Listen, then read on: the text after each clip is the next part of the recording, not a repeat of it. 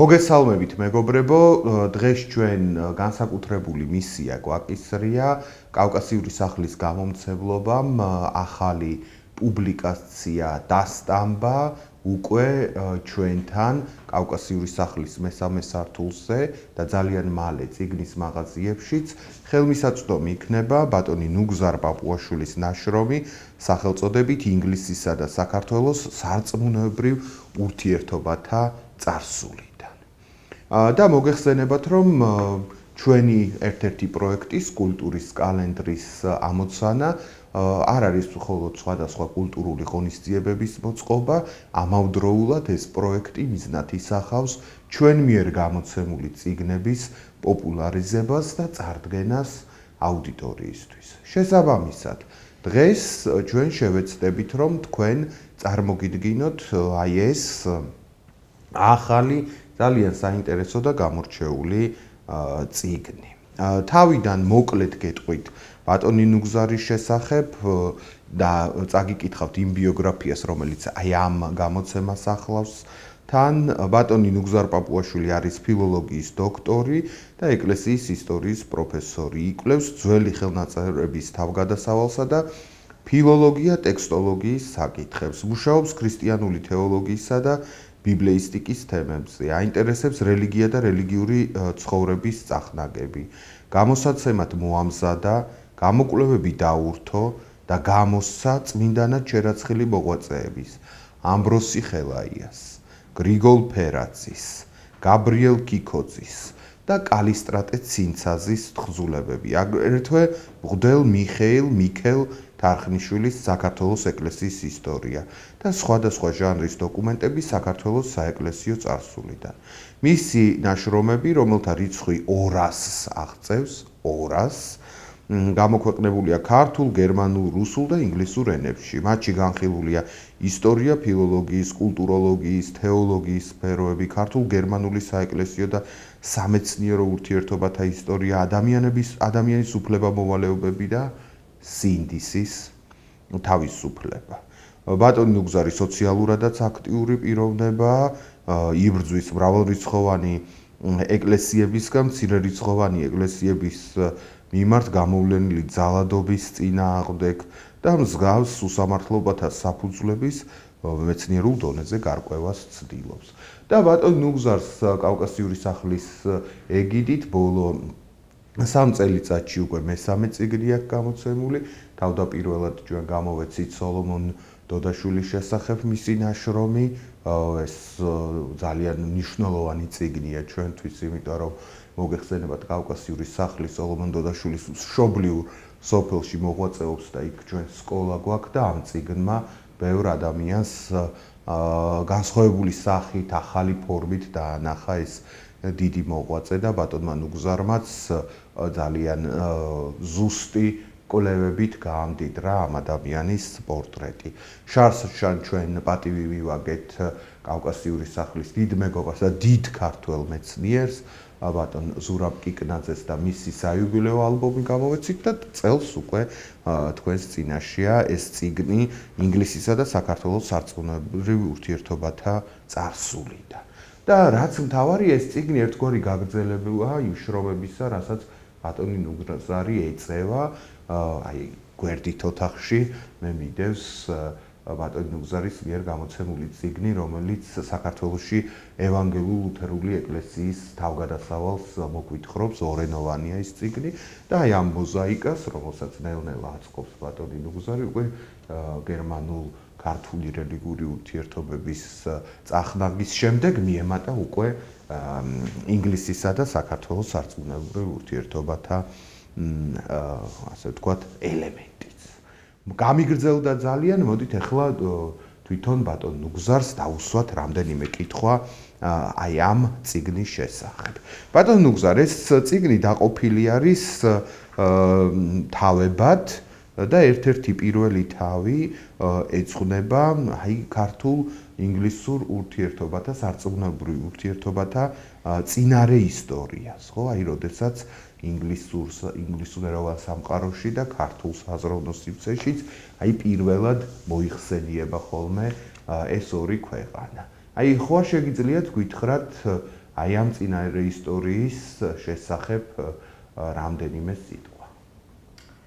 დიდი მადლობა ყველაფრისათვის, რაც ჩემ შესახებ ბრძანეთ და იმისთვისაც რომ მომიწვიეთ აქ და შესაძლებლობა მეძლევა ვილაპარაკო ამ საკითხებზე და წარმოვადგინო აი ეს ჩემი ბოლო ნაშრომი, ეს მართლაც ბოლო ნაშრომია ჩემი. სანამ უშუალოდ გაგცემდეთ პასუხს ამ კითხვაზე, მე მინდა ორიოდე სიტყვით თქვა, აი რამ დამაინტერესა და რამ მიმიყვანა ამ სამუშაომდე. ესე იგი, იქამდე რომ მე თავს მედო აი ამ კვლევის ჩატარება.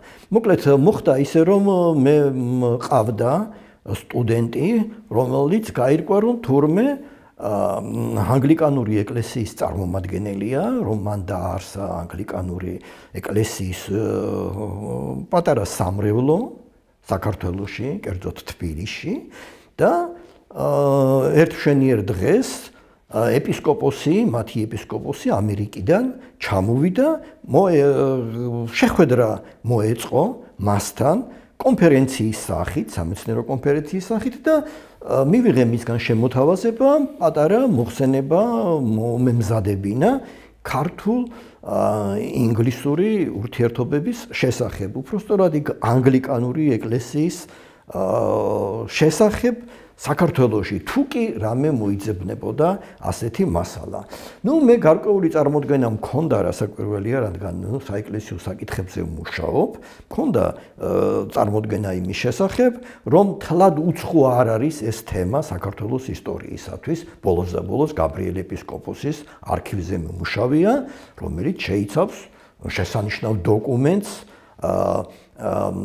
მალანის ანგლიკანი მღვდლის წერილს გაბრიელ ეპისკოპოსთან მრავალმხრივ მნიშვნელოვან წერილს ამაზე ცალკე ვისაუბრებთ დაწვრილებით. კეთილი და აი ამან გამოიწვია ჩემი დაინტერესება ამ საკითხით. როდესაც შეუდექი საქმეს, აღმოჩნდა რომ თურმე მასალა იმაზე მეტია, ვიდრე მე ეს წარმომედგინა.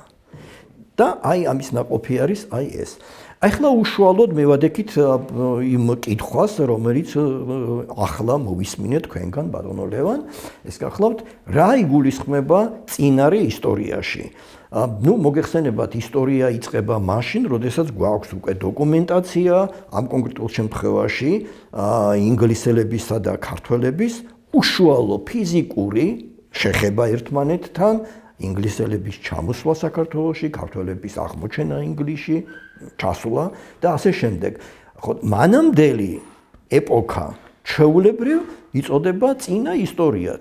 თუ კი რაიმე კონტაქტები არსებობს და რამე ცნობა არსებობს, ხო, ნარატიული ცნობა, თუ დოკუმენტური ცნობა არსებობს რაღაც, მაინც ეს, მაგრამ მიანიშნებს უბრალოდ ნაცნობობაზე და არა უშუალო კონტაქტებზე, აი ეს ვერ ჩაითვლება ისტორიად, ამიტომ ნამდვილ ისტორიად, რეალურ ისტორიად და ამიტომ ჩვენ მას უწოდებთ წინა ისტორიას. წინა ისტორიას, აი სხვადასხვა ასეთი წინა ისტორია უწოდებ მე, აი იმ კვლევაში ქართულ გერმანულ ურთიერთობებს რომ მეძღვნება, უბრალოდ ლუთერანული ეკლესიის ისტორიას საქართველოში. როდესაც ლუთერანული ეკლესია დაარსდა საქართველოში, ანუ როცა ლუთერანები შემოვიდნენ საქართველოში და დაარსეს ეკლესია, აი იმ დღიდან იწყება ნამდვილი ისტორია. და მანამდეც რომ ჰქონდათ კონტაქტები ქართველებს ლუთერანებთან, კონსტანტინოპოლში იქნება თუ სხვაგან იქნება, ნუ კონსტანტინოპოლში ამ კონკრეტულ შემთხვევაში რასაკვირველია, ეს არ არის ნამდვილი ისტორია, ეს არის წინა ისტორია და აი ასე წინა ისტორიას უწოდებ მე, აი ყველაზე უფრო მნიშვნელოვანი დოკუმენტი არის აქა ამ კონკრეტულ შემთხვევაში 6 მიათონელის მიერ თარგმნილი ძალზე საყურადღებო დოკუმენტი ადრეული შუა საუკუნეების მეცნიერული წარმოდგენა ხალხებისა და ქვეყნების კლასიფიკაციის შესახებ, უბრალოდ ეთნოსების, ხო, კლასიფიკა გარკვეული ნიშნით კლასიფიკაციის შესახებ. ნუ ამ კონკრეტულ შემთხვევაში საკლასიფიკაციო ნიშანი არის ბიბლიურ წინაპრებთან, ბიბლიურ პატრიარქებთან ამა თუ იმ ხალხის დაკავშირება. იგულისხმება ნოე და მისი შთამომავლობა. ბიბლიური მოძღვრების მიხედვით მთელი კაცობრიობა იყოფა სამ ნაწილად ნოეს სამი შვილის გამო, რადგან მიაჩნიათ, რომ მთელი კაცობრიობა მიაჩნდათ ასე, მთელი კაცობრიობა ყველა ტომი ნოეს სამი შვილიდან ერთ-ერთის შთამომავალია. იყო რომ სამხრეთის ხალხს მიაკუთვნებდნენ ქამის შთამომავალ, ქამსა და მის შთამომავლად მოიაზრებდნენ მთელ ამას სივრცეს, აფრიკელებს, აზიელებს, ამერიკაზე წარმოდგენა არ ქონდათ მაშინ, ხო? და დანარჩენი კაცობრიობა, ასე ვთქვათ, ცივილიზებული კაცობრიობა იყოფოდა ასე იაფეტის შთამომავლები და სემის შთამომავლები, შესაბამისად სემიტები და იაფეტიდები. ახლა ამ კონკრეტულ შემთხვევაში ჩვენ გვაინტერესებს საკითხი ქართველებს ვისი შთამომავლებად მიაჩნდათ ინგლისელები და საერთოდ იცოდნენ თუ არა ადრეულ შუა საუკუნეებში ქართველებმა ასეთი ხალხისა და ასეთი ქვეყნის არსებობა. აი აღმოჩნდა, რომ ამ დოკუმენტის მიხედვით, ეს არის ძალიან მნიშვნელოვანი დოკუმენტია, ბერძნულ ენაზე შედგენილი, შემდეგ თარგმნილი ლათინურად, სხვადასხვა ენებზე თარგმნილი და აი მე-10 საუკუნეში წმინდა ექვთიმე ათონელმა, ექვთიმე მთაწმინდელმა თარგმნა ეს დოკუმენტი, მაგრამ თარგმნა არა სიტყვასიტყვით, არამედ შემოქმედებითად და მიუსადა ის ქართულ რეალიებს, ქართველი ხალხის ინტერესებს, ასე შემდეგ და ასე შემდეგ, ეს მისი სტილი იყო, თარგმნელობითი სტილი იყო და აი შექმნა ძალიან საინტერესო დოკუმენტი ხალხთა შთამომავლობის შესახებ, ასე ჰქვია ამ დოკუმენტს, ჩვენ ენაზე რო თარგმნოთ, ხო და აი იქ აღნიშნულია, რომ ისევე როგორც ქართველები ასევე ინგლისელები არიან იაფეტის შთამომავლები. ქართველებს მიაჩნდათ, რომ იაფეტის შთამომავლები იყვნენ. აღმოჩნდა, რომ არა მარტო ამ ხალხის წარმომავლობაზე ჰქონდათ ქართველებს ამ დოკუმენტის მიხედვით გარკვეული წარმოდგენა, არამედ იმ ქვეყნის შესახებაც, სადაც ეს ხალხი ცხოვრობდა. ხო? იაფეტის შთამომავალი, აი ეს ხალხი. იქ ნათქვამია, რომ ინგლისი, ანუ ბრიტანია, შედგება ჭალაკებისაგან, რაც ნიშნავს იმას, რომ არა ერთ კუნძულს მოიცავს, საერთოდ ეს კუნძულის ხალხია, კუნძულზე მცხოვრები ხალხია, მაგრამ თვითონ მაგათი საცხოვრისი, ამ ხალხის საცხოვრისი გულისხმობს არა ერთ კუნძულს, თუნდაც დიდ კუნძულს, არამედ პატარა კუნძულებსაც, ამიტომ ასე ქვია ჭალაკნი. ჭალაკი კუნძულს ნიშნავს. ხო, და თავისთავად ის რომ ქართველებს ამ დოკუმენტის მიხედვით ინგლისელები საერთო წინაპრის შთამომავლებად ჰქონდათ მოაზრებული, ანუ იაფეტის შთამომავლებად, ეს ნიშნავს იმას, რომ ქართველებიც ისეთივე ღირსების ხალხად ახიქვამდნენ ინგლისელებს, როგორებიც თვითონ ეგონათ თავიანთი თავი. ეგონათ ცოტა ესეთი სიტყვა, მაგრამ ეს თეორია, რომ ქართველები იაფეტის შთამომავლები არიან, ეს ძალიან გამჯდარი თეორია იყო აღმოსავლეთში, საერთოდ ქრისტიანულ სამყაროში და მოგეხსენებათ აი ამ თეორიის საფუძველზე უზარმაზარმა მეცნიერმა, არა მარტო ენათმეცნიერმა, არამედ საერთოდ მეცნიერმა ნიკო მარმა შექმნა მსოფლიო მნიშვნელობის თეორია, იაფეტური თეორია, რომლის მიხედვითაც ქართული ენა გამოცხადდა იაფეტური ენების პირველ ენად ქრონოლოგიური თვალსაზრისით და შესაბამისად ის რაც ქართულია, ტიპიური ქართულია, ქართული გენი, ქართული ტრადიციები, რაც უშუალოდ ქართულია, ხო? ისტორიის განვითარების ყველაზე ძველ საფეხურად. და რომ ქართულ ენაში შემორჩენილი არის ადამიანის ცივილიზაციის, კერძოდ ენის განვითარების პირველი სტადია. ეს ხო მოკლედ გარკვეულწილად შევეხეთ ჩვენ წინარე ისტორიას და ამ წინა ისტორიიდან ყველა დეტალს ვერ მოვყვებით, ცოტა გამოცანები უნდა დავუტოვოთ. წინარე ისტორიის არის მაგალითად ჯვაროსნების საკითხი ჯვაროსნებს რა წარმოდგენა ჰქონდათ საქართველოზე. ირკვევა რომ რაღაც წარმოდგენა ჰქონიათ საქართველოზე. ბოლოს და ბოლოს ჯვაროსნებში ძალიან პოპულარული იყო ლეგენდა გრაალის თასის შესახებ და რწმენა იმისა, რომ ეს თასი, ეს ძვირფასი თასი, უძვირფასესი რელიკვია ინახება საქართველოში და მისი პატრონი, მისი გამგებელი არის მეფე მღვდელი იოანე, რომელსაც მეცნიერების გარკვეული ნაწილი, კვლევრების ტრადიცია ყოველ შემთხვევაში დავით აღმაშენებელთან აკავშირებს. მოდით, აი თქვენ წიგნში ბევრი ადამიანია მოხსენიებული ფიგურა, რომელზეც შემდეგ დაეშენა ეს ურთიერთობები და ერთ-ერთი პირველი ფიგურა, რომელიც შედება ქართულ-ინგლისურ აი ამ სარწმუნოებრივ ურთიერთობებში არის პეტრე გერალდი, ხო? აი ვინ იყო ეს ადამიანი და რატო გაუჩნდა მას სურვილი რომ წერილი მიეწერა და კავშირი გაება თქვათ ინგლისის ეკლესიასთან. ხო, აი ეს წერილი ძალიან მნიშვნელოვანი დოკუმენტი არის. სანამ ეს წერილი გამოვლინდებოდა, ფაქტიურად რომელი ეპოქა არაფერი არ შეჭ. ეს არის ოქროს ხანის დასრულების ეპოქა, როდესაც დასრულდა საქართველოს ერთიანობის ხანა, ძლიერების ხანა, ჯერ კიდევ არის ერთიანობა, მაგრამ ძალიან მყიფეა ეს ერთიანობა უკვე საქართველოს დაშლისკენ არის მიდრეკილი, ეს არის მე-13 საუკუნის მიწურულე და მე-14 საუკუნის დასაწყისი და ამ დოკუმენტის მნიშვნელობა იმ თვალსაზრისითაც არის საინტერესო, რომ თურმე ამ დროს დასავლეთ საქართველოში, კერძოდ აფხაზეთში, აფხაზ ხალხს შორისაც მათ შორის ალბათ ძირითადად რასაკვირველია ელიტარულ წრეში, რომელსაც ალბათ ბერძნები შეადგენდნენ, არ ვიცით ახლა ეს თლათ ნათელი არ არის, არ ჩანს ესა, მაგრამ იყო კათოლიკური ეკლესია, კათოლიკე ეკლესიის სამრევლოები არსებობდა სოხუმში და იმ რაოდენობის სამრევლოები ყოფილა და კათოლიკე ეკლესიის მორწმუნეთა რიცხვი იმ რაოდენობის ყოფილა, რომ ეპისკოპოსიც ყავდა. ეხლა თქვენი შეკითხვა თუ რა განაპირობა მისი აქ მოსვლა, ეს არ არის ახლა ცნობილი. რომში როგორც ჩანს ის აკურთხეს ეპისკოპოსად, წარმოშობით არის ინგლისელი, კენტერბერიის ეკლესიის წარმომადგენელი, რომელმაც როგორც ჩანს განათლება მიიღო რომში ეზიარა სამღვდელო ხარისხს და ეპისკოპოსადაც აკურთხეს იქ და შემდეგ მოუწოდეს მას, რომ წამოსულიყო საქართველოში, როგორც ჩანს იმ დროს უკვე საქართველოს აი ამ ნაწილში კათოლიკური ეკლესია უკვე არსებობდა. და ამ ეკლესიის ამ ეკლესიის ასე ვთქვათ წინამძღვრად განაწესეს თვითონ რომში და ჩამოვიდა რომიდან.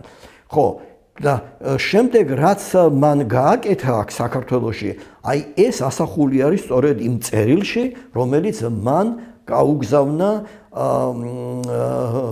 კენტერბერიის ეპისკოპოსს და არა მარტო კენტერბერიის ეპისკოპოსს, ინგლისის მეფესა და ინგლისის მთავრებსაც.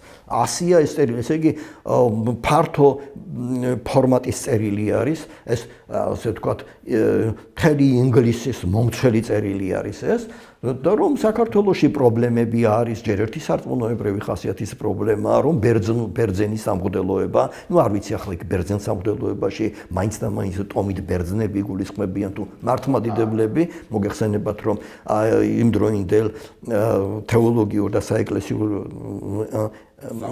სამყაროში გავრცელებულია ტერმინი ბერძენი, რომელიც მაინც და მაინც ბერძენს, ეთნიკურ ბერძენს კი არ ნიშნავს, მართლმადიდებელს ნიშნავს, რომ აი ეს ამ გაგებით მოაზრებული ბერძნული სამღვდელოება ხელს უშლის კათოლიკე სარწმუნოების გავრცელებას იქ და ეს სარწმუნოებრივი თვალსაზრისით რაც არის.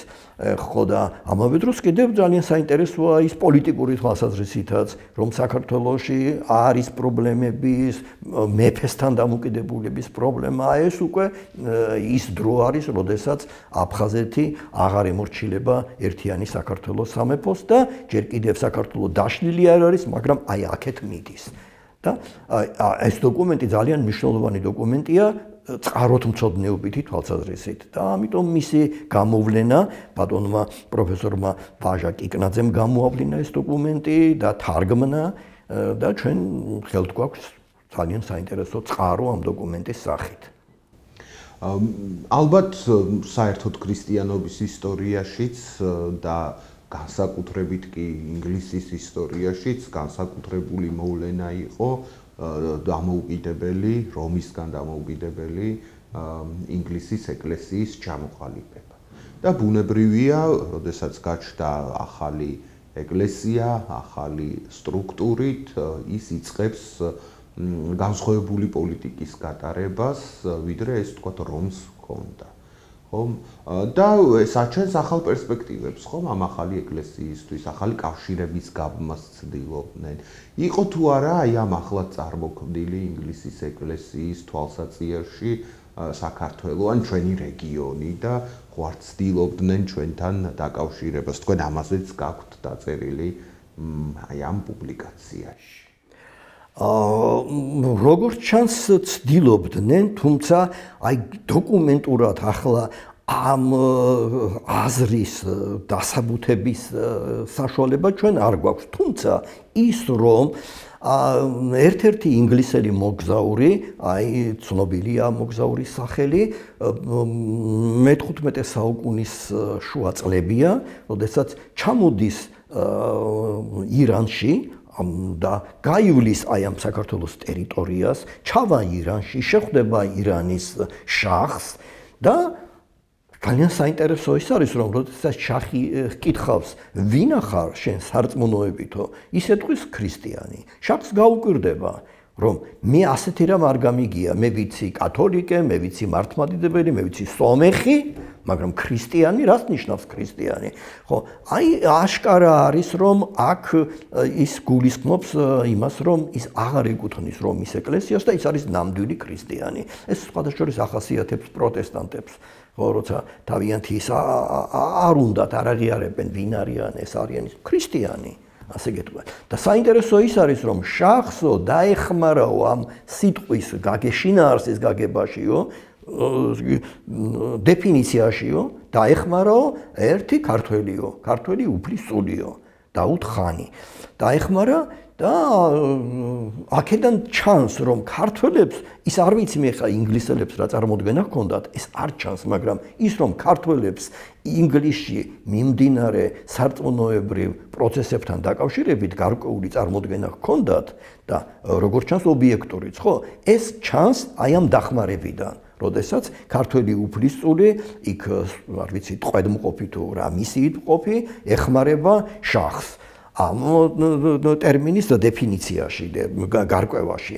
ხო, ეს რა თქმა უნდა მომხდარიყო იმ წერილებისა და ეპისტოლეების მეშვეობით, რაც რომიდან იგზავნებოდა საქართველოში და ამ წერილებში ხშირია ნათქვამი, რომ ნუ გოგონიათო, რომ ჩვენ რომაელი კათოლიკეებიო დალხინებული ვარ თუ აქო, გარდა იმისა, რომ არაბებიო, მუსლიმებიო და სხვადასხვა ხალხი გვიტებსო ჩვენო, სხვადასხვა სარწმუნოების ისე გვიტებსო ჩვენო, შინაური მტრებიც ყავსო, შინაური მტრები არიან ისინიო, რომ რომის ეკლესიას გამოეყვნენო სხვადასხვა ჯურის, ასე ვთქვათ, სექტებიო, სექტებს უწოდებდნენ და უპირისპირდებიანო ჭეშმარიტებასო. ხო, აი ლაპარაკია თავისუფლების დიდ კარტიაზე, ამ დოკუმენტში არ არის ნათქვამი, მაგრამ ცნობილია, რომ სწორედ ამ დროს შედგა ინგლისში თავისუფლების დიდი კარტია, რომელიც მიჩნეული არის პროტესტანტული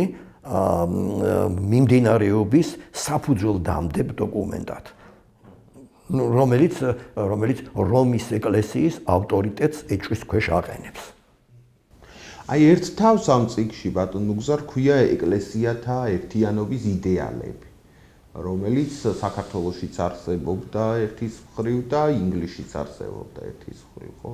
რადგან კათოლიკურ ეკლესიასთან ვართ დაპირისპირებულნი, ეგებ ყველა, ვინც არ არის კათოლიკე, ერთ დიადაგზე მოვაქციოთ, ხო? რაღაცა ეს ამგვარი განზრახვებიც თუ სურვილებიც არსებობდა ზოგიერთ ინგლისელ მღვდელს შორისაც და ეს თქვათ ხელს უწყობდა იმას, რომ უფრო ინტენსიური ყოფილიყო ურთიერთობა არაკათოლიკე ეკლესიებს შორის, რომის მიღმა აღმოჩენილ ეკლესიებს შორის. აი ამ საკითხთან დაკავშირებით რას გვეტყვით? ხო, ეს ჩემთვის სხვადასხვა ადრეც ცნობილი იყო, რომ როგორც კი მოხდა ინგლისის ეკლესიის, რომის ეკლესიისაგან ჩამოშორება, აი მაშინვე დაიწყეს ინგლისში ზრუნვა იმაზე, რომ გარკვეული იყო ვინ არიან აღმოსავლეთის ქრისტიანები, ანუ ის ქრისტიანები, რომლებსაც ბერძენ ქრისტიანებს უწოდებენ, ანუ მართლმადიდებლებს. და თუ აღმოჩნდება რაიმე საერთო, აი მაშინ შეგვიძლია ჩვენ ვიფიქროთ იმაზე, რომ გავერთიანდეთ იმ ეკლესიასთან, ხო? და სხვადასხვა კავშირი დაუმყარებიათ მაშინ და ნესტორიანებთან, თანაც სადმცხოვრებ ნესტორიანებთან. სირიაში. არა, ბატონო, სირიაში კი არა, ჩინეთში. ჩინეთში, აი იმ დროს, აი როცა ეს ხდება, აი ეს სამხედრო პირი, რომელიც სამხედრო პირი იყო ის ძირითადად მოგზაური, ამავე დროს მოგზაური, რომ ჩამოდის ირანში, აი იმ დროს უკვე დაიწყეს ზრუნვა იმაზე, რომ კავშირი დაამყარონ რომისაგან ჩამოშორებულ ქრისტიანებთან. ხო და აი ეს მოძრაობა როგორც ჩანს განსაკუთრებით გაძლიერდა მე-18 საუკუნის შუა წლებში და აი ამ დროს არის შედგენილი აი ძალიან ცნობილი ეპისტოლე ინგლისელი ეპისკოპოსებისა აღმოსავლეთის პატრიარქების მიმართ, რომელშიც თხოვენ ისინი აღმოსავლეთის პატრიარქებს, რომ გაგვაგებინეთ ვინახართ თქვენ, რა გწამთ, რომ იქნება ჩვენ შორის იმაზე მეტია საერთო ვიდრე გონია და შესაძლებელია ჩვენ შორის აღდგეს ევქარისტიული კავშირი. ანუ ჩვენ გავერთიანდეთ რწმენაშიო.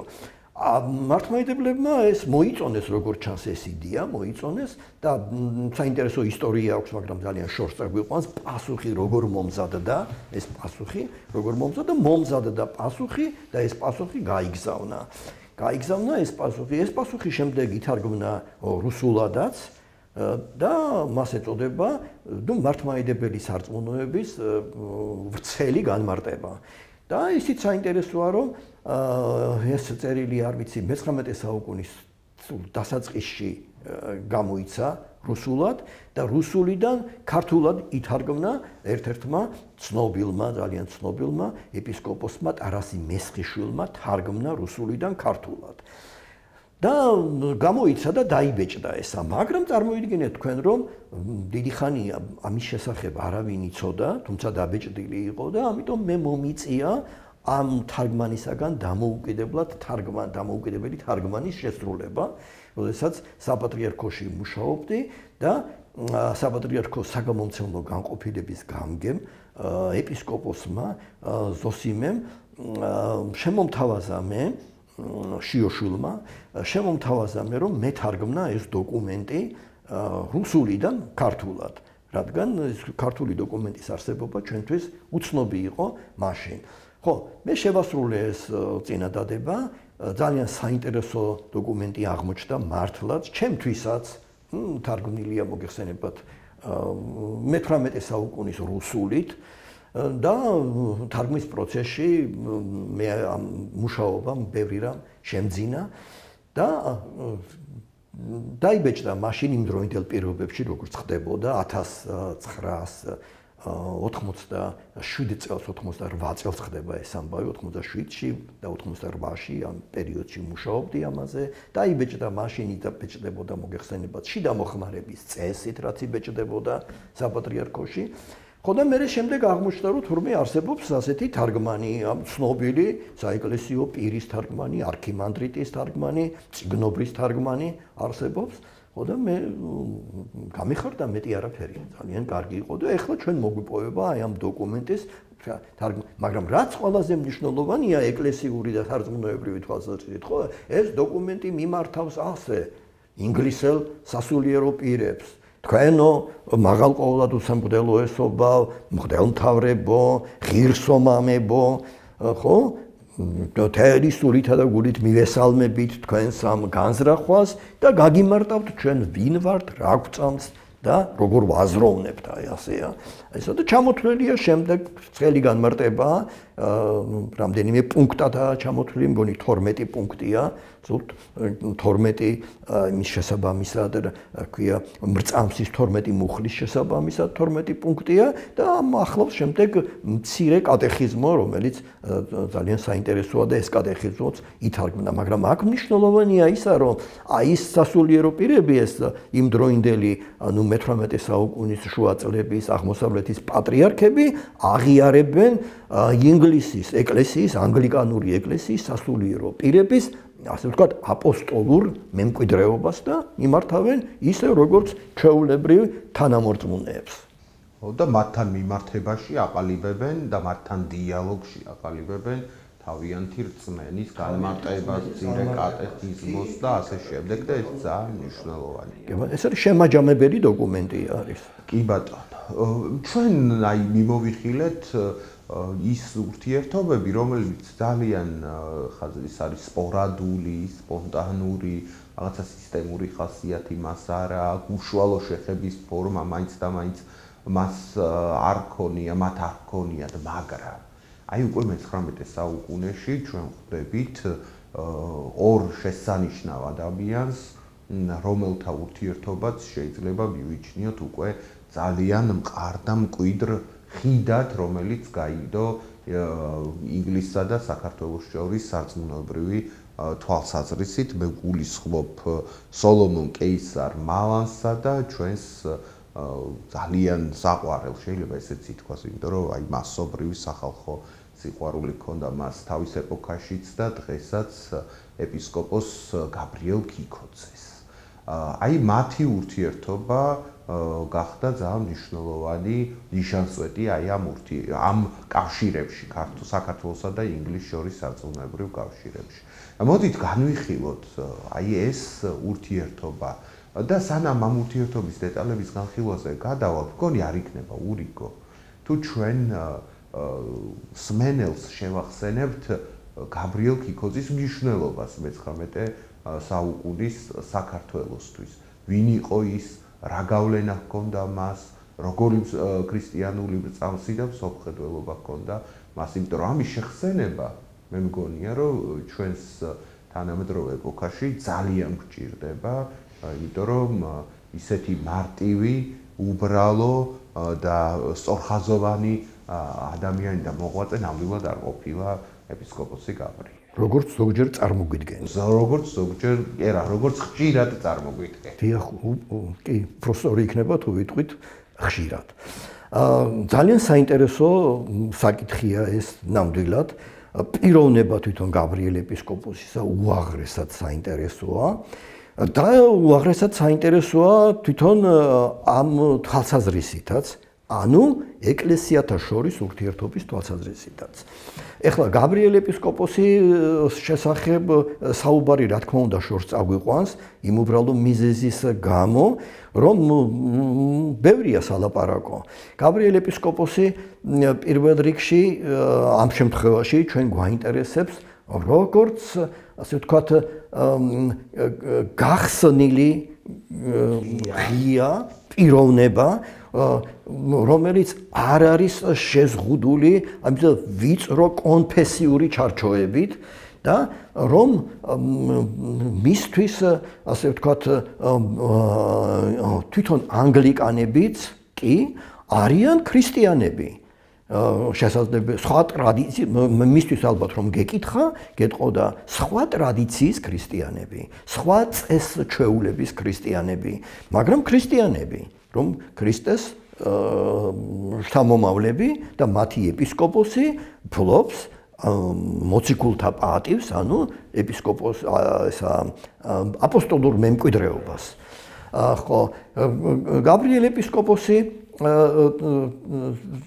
ბევრი თვალსაზრისით არის ცნობილი, ყველაფერს რო თავი დავანებოთ, მაშინ იმ პერიოდში გაბრიელ ეპისკოპოსმა წაიკითხა ასეთი ქადაგება ცხოველთა პატივისცემისა და ცხოველთა შებრალებისათვის.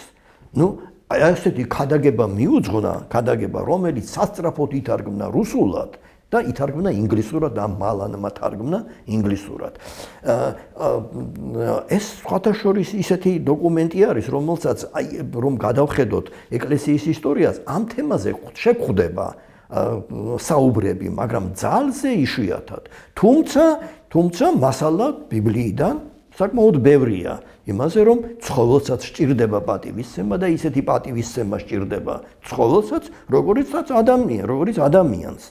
მართალია ადამიანი ქმნილებათა გვირგვინია, მაგრამ ეს იმას არ ნიშნავს, რომ გვირგვინმა დაჩაგროს არაგვირგვინი, ქმნილებათა არაგვირგვინი, ისიც ქმნილება. უკან არის წიგნი ღმერთი ბუნება ადამიანი, რომელიც ჩარშან გამოვეცით და ეგ ქადაგება არის ახალ ქართულ ენაზე შესული აი ამ წიგნში. ძალიან საინტერესოა, არ ვიცოდი თუ ახალ ქართულ ენაზე ვინმე შეასრულა ჩემს გარდა.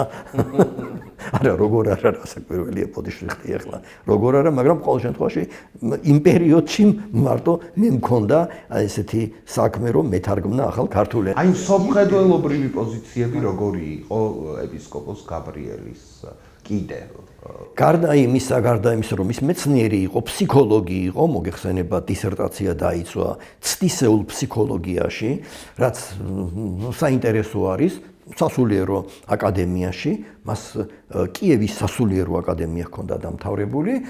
რასაკვირველია იყო მართლმადიდებელი სასულიერო პირი, მართლმადიდებელი ღვთისმეტყველი, მაგრამ ამავე დროს ჰქონდა ესეთი მეცნიერული ინტერესები და როგორც ირკვევა და გაირკვევა, რაზეც ახლა ვისაუბრებთ, რაც წიგნშია და ჩვენც ვისაუბრებთ ახლა, ინტერკონფესიური ინტერესებიც. კი, სხვათა შორის ახლა ზოგჯერ გაისმის ახლა მისი სახელი პოლიტიკურ წრეებში და რომ თითქოს მას ჰქონდა რაღაც რუსოფობიური განწყობილება და დამოკიდებულება, ეს არის მტკნარი სიცრუე, არავითარი მსგავსი რამას არ ჰქონდა. არასდროს არც ერთ შემთხვევაში მას რუსოფობიური განცხადება არ გაუკეთებია და მუშაობდა თავდაპირველად, მუშაობა ცოტა ისეთი სიტყვა, მოღვაწეობდა აფხაზეთში როგორც სასულიერო პირი და აფხაზ ხალხთან ჰქონდა არაჩვეულებრივი დამოკიდებულება. არასდროს მას არ დაუსვამს საკითხი, აფხაზები ის აფხაზები არიან, რომლებიც ადრე ცხოვრობდნენ და აი ეპისკოპოსის, ინგლისელი ეპისკოპოსის დროს რომ იყვნენ აფხაზეთში, იმათი შთამომავლები არიან თუ სხვა აფხაზები არიან. ასე რომ იყო ძალიან ჰუმანური პიროვნება, ჰუმანური ადამიანი იყო და მგონი განასხვავებდა კიდე სხვა თავისი მისირული მყოფი ეპისკოპოსებისგან ის, რომ მაინც არ იყო მიდრეკილი ამ სიმდიდრისკენ და ოქროებისკენ და ასე შემდეგ, ხო? ანუ არის გადმოცემები მისი უბრალოდ ჩაცმის შესახებ და ასე შემდეგ. ეს ძალიან საინტერესო კი, რასაკვირველია არის, როდესაც ის ეპისკოპოსად მიდის, უბრალოდ გადაწყვეტს ეპისკოპოსად წასვლას, მას ეს ამბავი როგორც ჩანს გახმოვდა, მისი ბიოგრაფია ძალიან საინტერესოა, ცოლ-შვილი გარდაეცვალა, ტრაგედია განიცა და მე უნდა საერთოდ უნდა წასვლა სასულიერო უწყებიდან წასვლა და აი მაშინ ჩაერია იმდროინდელი ეგზარქოსი ისიდორე და ესეც სხვათა შორის რომ მხოლოდ ცუდი არ გაუკეთებია იმ ეგზარქოსებს, ეგზარქოსის სიტყვამ, ეგზარქოსის თხოვნამ, შთაგონებამ დააბრუნა ჭეშმარიტების გზაზე, ეკლესიური ცხოვრების გზაზე დააბრუნა და გახდა ეპისკოპოსი. და ამ დროს მიიღო მან ძალიან ცნობილი, მისი მეგობრის, მაგრამ უკვე ძალიან ცნობილი რუსი ლიტურგისტის რუდაკოვის წერილი, რომელშიც ბევრამეს წერს ის მეგობარს, მაგრამ ეუბნება გავიგეო, რომ მოგიწოდესო შენ ეპისკოპოსობისკენ, გთხოვო, უარს მოიტყვიო და მე მჯერაო, რომ შენ არ დაემსგავსებიო აი იმ გაბრენძილ ეპისკოპოსებსო, რომლებიცო ჩაკეტილი არიანო, თავიანთ სივრცეშიო, თავიანთ ოთახებშიო და მათთან შესვლა, რიგითი ადამიანის შესვლა პრობლემაო. შენ არ მოიქცევი ასეო და შენ იცხოვრებ ისე, როგორც ამას მოგვიწოდებს ქრისტეს სარწმუნოება და ქრისტიანული ცხოვრების ასე ვთქვათ მცნებებიო. კი ბატონო, და მართლაც ეს ძალიან ისეთი იყო, როდესაც შემთხვევა იყო ასეთი, რომ ქუთაისიდან რომელიღაც პროვინციაში მიდიოდა აბსოლუტურად მარტო, ჩვეულებრივად მიდიოდა, არავინ არ მიხვებოდა, ეცვა ჩვეულებრივი შესამოსელი და როდესაც იმ მხარის პრისტავმა, რა არის, არ ვიცი, მამასახლისმა, გამგებელმა, არის გადმოცემა, რომ გუბერნატორი, ქუთაისის გუბერნატორი გადაეყარა და მოსთხოვა რაღაც საბუთი მოსთხოვა, რომ რაღაც ისეთი მიმართა, ჩვეულებრივ რომ მიმართავს მღვდელს ისე მიმართა და როდესაც გაიგო რომ ეპისკოპოსი იყო, გაიგო ეს რუსი იყო, შესაძლოა ის რუსი იყო, მან უთხრა რომ უიმეო როგორ მოხდაო ესეო რომ მე არ ვიცოდითო არ მაცნობესო თქვენი აქ ჩამოსვლაო მეო ხო და ესო რა ვიციო რუსეთშიო შეიძლება ეს ჩვეულებრივი ამბავიაო მაგრამ აქო საქართველოსშიო ასე იყო ტრადიციულადო და მე მგონი ასე უნდა იყოსო ხო და აი ეს უაღრესად პატივისცემით განეწყო აი ეს ჩინოსანი ასეთი იყო და რაც შეეხება ამ შეხვედრას ამ ეპისკოპოსის შეხვედრას ეს მამას წინ უძღოდა მოგეხსენება ამ უკაცრავად ეპისკოპოსი არ მღვდლის სოლომონ მალანის ხო აი მოდით ახლა შევაჯამოთ ანუ ახლა ჩვენ არაჩვეულებრივად დაგვიხატა სახე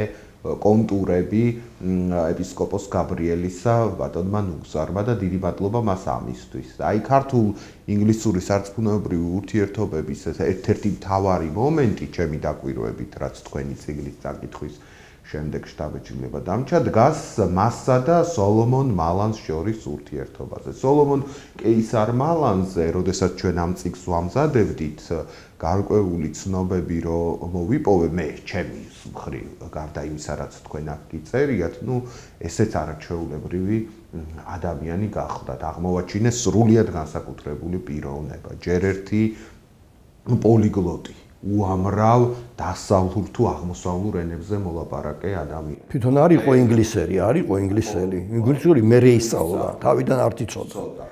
მაგრამ ნუ ამ ეკლესიას წარმოადგენდა ხო? შემდგომ კი დასაკვირველი ინგლისის ეკლესიას ხო?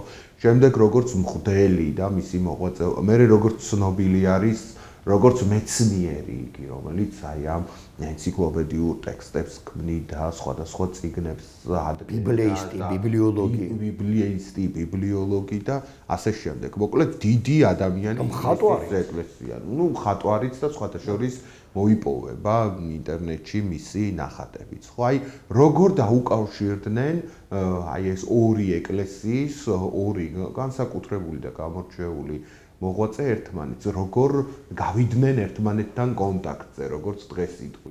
კი ბატონო, აი ამ წიგნში, ჩემს წიგნში მკითხველი ნახავს ცნობას იმის შესახებ, რომ ეს ის პერიოდია, როდესაც როგორც ინგლისში, ისე ამერიკაში დაწყებულია მოძრაობა და გამოვლენილია დიდი ინტერესი, რომ მართლმადიდებელ ეკლესიასთან ინგლისის ეკლესიამ დაამყაროს კავშირი და იმედია, რომ შესაძლებელი გახდება ამ ორ ეკლესიას შორის ერთად ლოცვა. ანუ ევქარისტიული კავშირის აღდგენა. სხვათა შორის აი ეს ცნობა ანგლიკანური ეკლესიის ამ სურვილის შესახებ საინტერესოა რომ გამოქვეყნდა ვიდრე ეს მალანი და გაბრიელ ეპისკოპოსი შეხვდებოდნენ მანამ გამოქვეყნდა ილია ჭავჭავაძის ჭავჭავაძე თანამშრომლობდა იქ მაგრამ რედაქტორი სხვა იყო თუმცა მას არ აქვს მნიშვნელობა გაზეთ დროებაში ცნობა იმის შესახებ რომ არსებობს ასეთი მოძრაობა ეკლესიათა შორისი მოძრაობა, რომელიც გულისხმობს ეკლესიათა გაერთიანებას და თავდაპირველი ურთიერთობის აღდგენას და ამ მოძრაობის სუბიექტები არიან ინგლისის ეკლესია და აღმოსავლეთის მართლმადიდებელი ეკლესიის ნაწილი. და საქართველოს ეკლესიაშიც გაჩენილია სურვილი. ახლა იქ არა ჩანს ახლა ეს სურვილი დიდ ნაწილშია თუ პატარა ნაწილშია. გაირკვა რომ მაინც და მაინც დიდ ნაწილში არ იყო ეს სურვილი. მაგრამ უმცირესობაში ნამდვილად იყო და აი ამ უმცირესობის მხარეზე აღმოჩნდა გაბრიელ ეპისკოპოსი, რომელსაც ჰქონდა ეს სურვილი, გამოავლინა ეს სურვილი. არ ვიცი ახლა მალანმა ეს იცოდა თავიდანვე თუ როგორ იყო, ყოველ შემთხვევაში მალანი დაინტერესდა გაბრიელ ეპისკოპოსის ქადაგებებით. და მან თარგმნა გაბრიელ ეპისკოპოსის არა მარტო ის ქადაგება, რომელიც ვახსენეთ ცხოველთა შებრალების შესახებ, არამედ სხვა ქადაგება, 10 ქადაგება თარგმნა და გამოსცა ცალკე წიგნად. ნუ მალანმა ამავე დროს კიდევ თარგმნა პლატონ იოსელიანის საქართველოს ეკლესიის ისტორია რუსულიდან. ესეც არ არის პატარა ამბავი, ამან დიდი როლი შეასრულა საერთოდ ქართველოლოგიის განვითარებაში მსოფლიო მასშტაბით, იმიტომ რომ ინგლისურ ენაზე რომ ითარგმნა აი ეს წიგნი, ამან ბევრს გაუჩინა სურვილი საქართველოში ან ჩამოსულიყო, ან ყოველ შემთხვევაში ქართულ წყაროებზე ემუშავა და ამის მაგალითად ნახავს მკითხველი ამ წიგნში.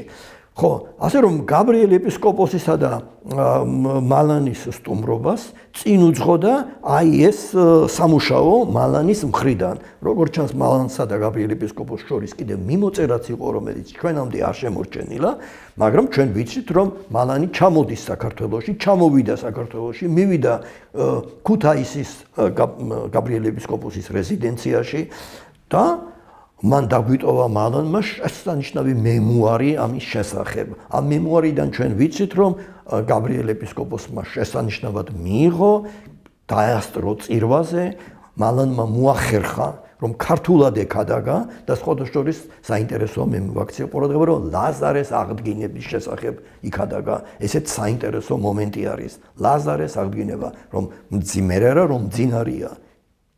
ნამდვილი ჭეშმარიტად მძინარი ადამიანი, თუ ის ნამდვილი მძინარია და თუ ეს ძილი არ არის, ასე ვთქვათ, ცუდი ძილი და ეს ჯანსაღი ძილი არის, ის აუცილებლად აღდგება. გაიღვიძებს, ისე როგორც ლაზარე გაიღვიძა იესოს შეძახილის შედეგად. ასევე და ეს არ ვიცი ახლა როგორ წარმართა მან ეს ქადაგება, მაგრამ თემა ძალიან საინტერესო არის და ძალიან ესადაგება. ისე უბრალოდ ამბობთ ამას, მაგრამ ეხლა ჩვენ ამ წიგნიდანაც გაიგებენ და თქვენს ნათქვამსაც თუ დაუკვირდება, ადამიანი მიხვდება ძალიან უცნაური რამ მოხდა დღევანდელი გადმოსახედიდან, ხო? ჩამოდის ინგლისის ეკლესიის მღვდელი საქართველოში და ღვთისმსახურებაში მონაწილეობს ქართველ ეპისკოპოსთან ერთად, მასთან ერთად წირავს, შეიძლება ეს და ლოცვებს კითხულობს და მერე ქადაგებს ამ ლიტურგიის ბოლოს, ხო? ქადაგებს და არა მარტო ლაზარეს აღდგინების იოანეს სახარებისეული ეპიზოდს განმარტავს, არამედ ანგლიკანურ ლოცვებსაც უხსნის, აი ჩვენი ლოცვები არის ასეთი და ასეთი. თანაც ახერხებს ამას ქართულად. შესაძლებელია იყო ვინმე ინგლისურის მცოდნე, რომელიც დაიხმარებოდა, მაგრამ ძირითადად მაინც თვითონ მოახერხა ეს.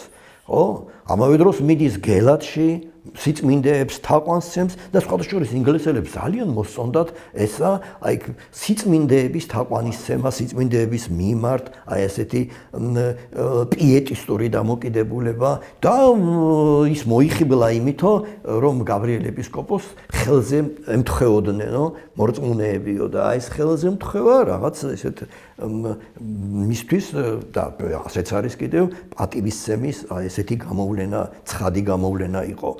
ხო, ის რომ შედგა ესეთი ამ ორ სხვადასხვა კონფესიის სასულიერო პირს შორის ერთობლივი ლოცვა, ეს ძალიან საინტერესო ფაქტი არის და შეიძლება ითქვას, რომ ქართული აი ესეთი არ უყვართ, ბევრს არ უყვარს ეს, მაგრამ ეკუმენური ლოცვის ისტორია საქართველოში შეიძლება ჩვენ დავიწყოთ აი ამ ფაქტით, რაც ჩვენ ვიცით. გაბრიელ ეპისკოპოსსა და ანგლიკან მღვდელ მალანს შორის საერთო ლოცვით. და ეს რასაკვირველია ამ მსხვრევს გაბრიელ ეპისკოპოსის მიმართ აი ესეთ წარმოდგენებს, ქვია, იმ წარმოდგენებს, რომელიც ვიწრო კონფესიურ ჩარჩოში აქცევს ამ პიროვნებას და უნდა ითქვას, რომ იმ დროინდელი საქართველო და თქვენც კი წერიათ ეს თქვენს წინა სიტყვაში, რომ იმ დროინდელი სამღვდელოება გაცილებით უფრო გახსნილი იყო იმ დროინდელი და მომდევნო თაობის სამღვდელოება, ასე ვთქვათ, მე-19-20 საუკუნეების მიჯნის სამღვდელოება გაცილებით უფრო გახსნილი იყო ვიდრე დღევანდელი სამღვდელოება. ეს ფაქტია და დავას არის.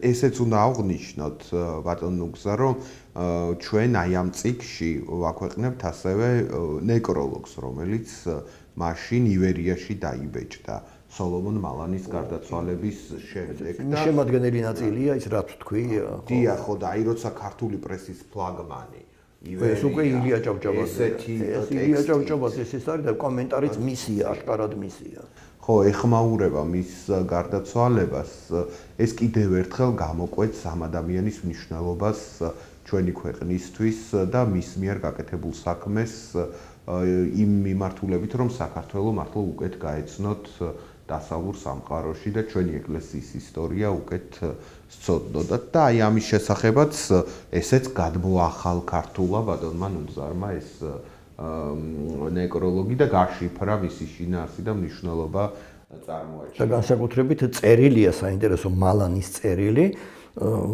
რომელიც არ ვიცი მე მგონი პირველად მე გავაკეთე ეს მისი ასე ადაპტირებული თარგმანი. მე არ მინახავს თქვენი გამოცემა სადაც რაღაც პირველად არ არის გაკეთებული ხოლმე. ყველა ციკში თქვენ გაქვთ ეგეთი თქვა დიდი მადლობა ეპიზოდი რომ რაღაცას პირველად აკეთებთ.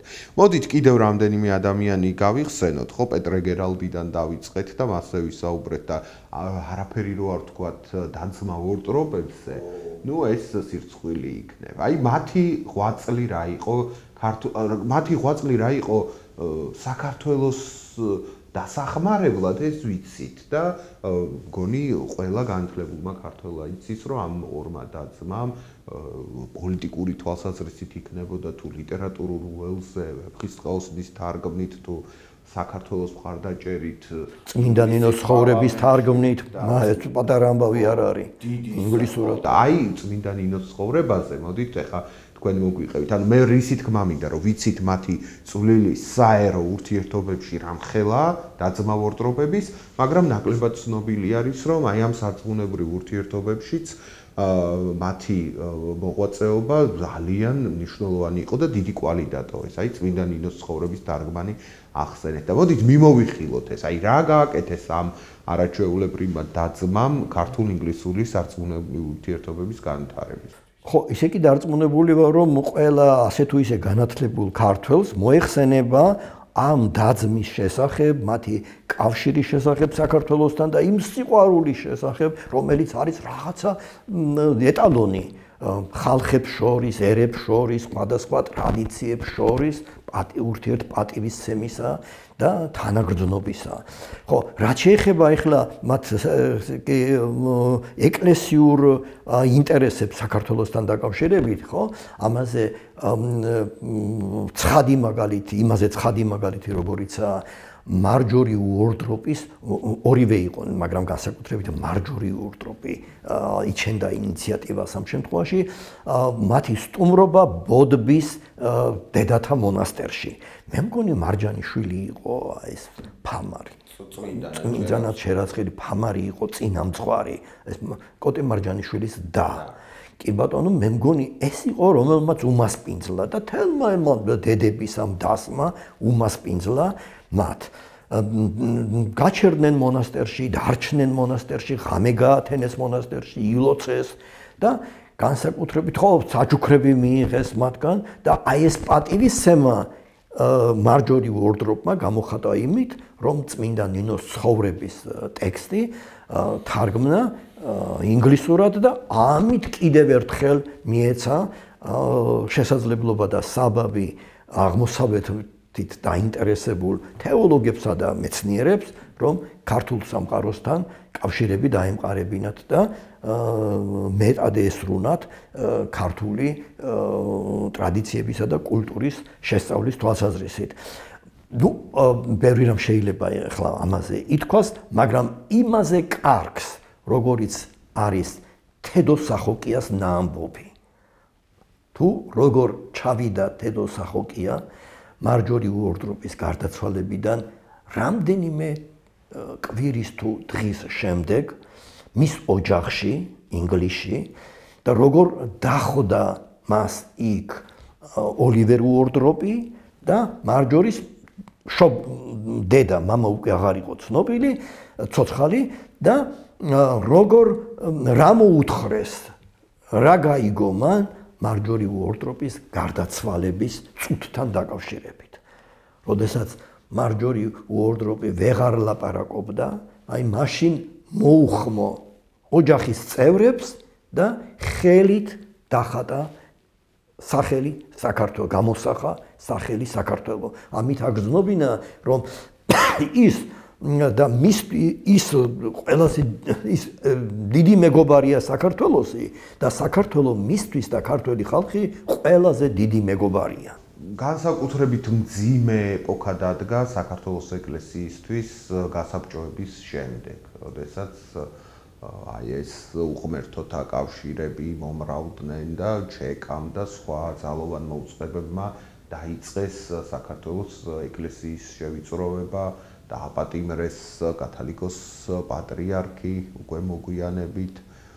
დიდი განსაცდელი დაატყდა მოკლედ თავს საქართველოს ეკლესია და ეს ძალიან საინტერესო სათაური აქვს ერთ თავს თქვენს აი ამ პუბლიკაციაში საქართველოს ეკლესიის დევნა და სასოება ინგლისზე. აი ეს სასოება ინგლისზე რა იგულისხმება ამაში, რის იმედი ჰქონდა თქვათ წმინდა კათალიკოს პატრიარქ ამბროსის და სხვებს კენტერბერიის კათედრიდან, აი რისი მოლოდინი ჰქონდათ და რა ტიპის ურთიერთობების დამყარებას ცდილობდნენ აი ამ ტერორის დასაძლევად. დიახ, ამბროსი კათალიკოსი ახსენეთ და ეს ძალიან საინტერესო პიროვნებაა იმ თვალსაზრისითაც, რომ მას ჰქონდა ასეთი მისწრაფება, რომ მომხდარიყო აღმოსავლეთისა და დასავლეთის ეკლესიების გაერთიანება.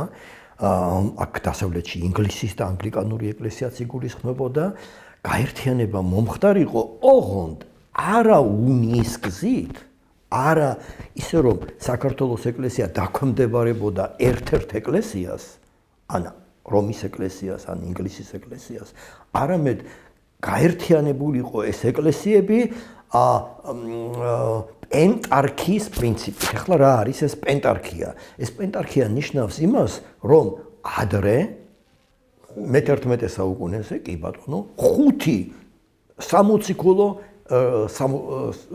საპატრიარქო კათედრა არსებობდა. 5 და აი ეს 5 საპატრიარქო კათედრა იყო ერთმანეთთან გაერთიანებული სარწმუნოებით, ერთიანი სარწმუნოებით, მაგრამ მათ შორის პირველ ადგილზე იდგა რომის ეკლესია. და რომის ეკლესია იდგა, უბრალოდ მაგრამ რომის ეკლესია იდგა არა ასე ვთქვათ, არა უფლებრივად, არა იურიდიულად, არამედ პატივითა და ღირსებით. ამას ქვია პირველი თანასწორთა შორის primus inter pares. აი ამას ქვია primus inter pares. იგი პირველი თანასწორთა შორის და აი ეს იდეა ჰქონდა ამბროსი კათალიკოს სხვა სასულიერო პირებისა და სხვა უნიატი მართლმადიდებელი ეპისკოპოსებისაგან განსხვავებით. აი საქართველოს ეკლესიაშიც არსებობდა ასეთი მიმართულება და ამას აღწევთ თქვენ წიგნში უდე და მისი ეკლესია. და არა მარტო იქ, აქაც მაქვს ამაზე ლაპარაკი, რომ საქართველოს ეკლესია უნიის საფუძველზე შეერთებოდა რომის ეკლესიას. ანუ აეღიარებინა რომის ეკლესიის იურისდიქცია. იურისდიქცია სხვა არის, პირველი თანასწორთა შორის კიდევ სხვა არის. ხო, სხვა არის და როგორც ჩანს, ამ იდეას რამდენიმე სასულიერო პირიც უჭერდა მხარს. იქ აღნიშნული ერთ-ერთი ისტორიკოსი ამბობს, რომ მართალია პატარა ჯგუფი, მაგრამ არსებობს საქართველოს ეკლესიაში ჯგუფი, განსაკუთრებით ინტელიგენტებს შორის, ჯგუფი არსებობს სასულიერო პირებს შორისაც, მაგრამ უფრო ინტელიგენცია არის ამ იდეის მომხრე, რომ საქართველოს ეკლესია გაერთიანდეს ინგლისის ეკლესიასთან. ამბროსი ეპისკოპოსი ხო ასეთი ის ჰქონდა, ასეთი გაერთიანება რომ დაქვემდებარება კი არა, მომხდარიყო რწმენის საფუძველზე ამ ეკლესიების გაერთიანება. სხვათა შორის ეს იდეა წამოაყენა ჩვენმა საერთო მეგობარმა, აცგანსონებულმა და ნეტარხსენებულმა ზურაბ კიკნაძემ და ეს იდეა აქვს მას განვითარებული თავის პოლემიკურ წიგნში, ძალიან საინტერესო წიგნია მერაბ ღაღანიძესთან დიალოგის მასალებზე დაყრდნობით. ერთმანეთს უზიარებენ თავიანთ აზრებს და ამაზეა შედგენილი მთელი წიგნი. ეს კარგი იქნება თუ უფრო მეტი ყურადღება მიექცევა ჩვენს როგორც საეკლესიო, ისე ინტელექტუალთა, ზოგადად ინტელექტუალთა წრეებში აი ამ პუბლიკაციას. ხო?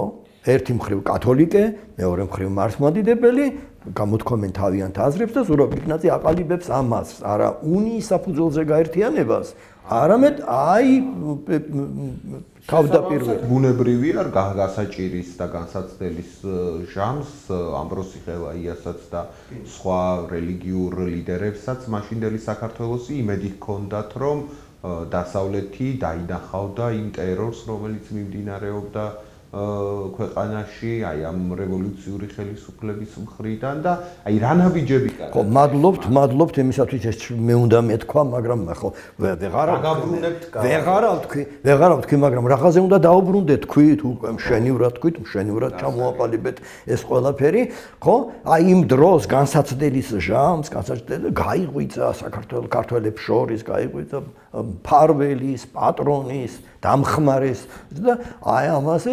ბევრს ზრუნავდა შესანიშნავი ძალიან საინტერესო პიროვნება რაფიელ ივანიცკი-ინგილო. კი, რაფიელ ივანიცკი-ინგილო, რომელიც იყო ძალიან ესეთი განათლებული პიროვნება, სხვათა შორის მას აქვს პირველი ცნობა გამოქვეყნებული კირიონ კათალიკოსის ტრაგიკული აღსასრულის შესახებ, ხო? ის არაფერს არაფერს იმაზე თუ რით გარდაიცვალა, მკვლელობა იყო, თვითმკვლელობა იყო თუ რა იყო და იქ იმოწმებს ლაიბნიცის სიტყვებს, იმოწმებს ნურც ვიცინებთ, ნურც ვიტირებთ, არამედ გონებას მოუხმოთ. ძალიან საინტერესო ის არის თვითონ მას შეადგინა ეს პირველი ინფორმაცია შეიძლება ვთქვათ პირველი არა, მაგრამ მაინც ესეთი ხორცავსე ინფორმაცია ამ ტრაგედიის შესახებ, მარტყოფის ტრაგედიის შესახებ, ხო? და აი მაშინ იქიდანაც ჩანს რამდენად ესეთი ღრმად მოაზროვნე პიროვნება იყო. ხო და აი ეს პიროვნება წავიდა ემიგრაციაში, უფრო სწორად კი არ წავიდა, გააგდეს ემიგრაციაში, ხო, გაიძულეს ემიგრაციაში, რაღაც დრო იყო, შეიძლება ეს მართლაც სტალინის ის იყო, ეს რა ქვია, დამსახურება იყო სტალინის, იმიტომ რომ იმ ჯგუფში იყო სტალინის კლასელი, ბავშვობის მეგობარი, სიყრმის მეგობარი, ხო? სიყრმის მეგობარი, ერემაძე, იოსებ ირიმაშვილი უკაცრავად ბოდიში. კი, ძალიან საინტერესო, სოციალ-დემოკრატი, კი ბატონო, ვიცი რომ და გაინტერესებდათ ესა. წაკითხული მაქვს მისი პატარა წიგნი. სტალინზე? ძალიან საინტერესო წიგნი არის, ქართულადაც არის თარგმნილი, ხო? გერმანიაში გააგდეს, ეს ორივე ერთად ჩავიდა გერმანიაში და ხო, ის არ ვიცი შემდეგ რა მოღვაწეობას ეწეოდა, მალე გარდაიცვალა ისა, ხო და აი მან კიდევ დიდხანს იცოცხლა, იქ მღვდელი გახდა მადრიდში და ბოლოს გარდაიცვალა პარიზში და დასაფლავებულია ლევილში და აი ის იყო დაინტერესებული აი ამ ურთიერთობებით, ის თავს მიიჩნევდა საკათოლიკოსო საბჭოს წევრად, იყო საკათოლიკოსო წევრი და არავის არ გაურიცხავს იქიდან, უბრალოდ მოხდა მისი ეტაპირება სამშობლოდან დასავლეთ ევროპაში. ხო და რომის პაპის კარზე იყო, ასე ვთქვათ, საქართველოს ეკლესიის წარმომადგენელი. და არა მარტო რომის პაპის კარზე, არამედ მას ჰქონდა დავალება, რომ კავშირები დაემყარებინა აგრეთვე ინგლისის ეკლესიასთან, ხო და აი ეს დოკუმენტი, რომელიც გამოქვეყნებულია, მისი წერილი, უშუალოდ მის მიერ დაწერილი წერილი, არის ძალიან საინტერესო, მრავალი თვალსაზრისით, როგორც სუფთა ეკლესიოლოგიური თვალსაზრისით, ისევე აგრეთვე საქართველოს იმდროინდელი ამბების მოთხრობის თვალსაზრისით, როგორც მემატიანი, აი ესე აღწერს საქართველოს ამბებს, პირუთვნელი მემატიანი ისე აღწერს საქართველოს ამბებს და განსაკუთრებით საინტერესო არის აგრეთვე კათოლიკოს ამბროსის წერილები მსოფლიო პატრიარქებისადმი, რომის პაპისა და ინგლისისადმი, რომელიც აქამდე ცნობილი არ იყო და ბოლო დროს გამოვლინდა. ასე რომ მე იმის თქვა მინდა, რომ კვლევა ძიება,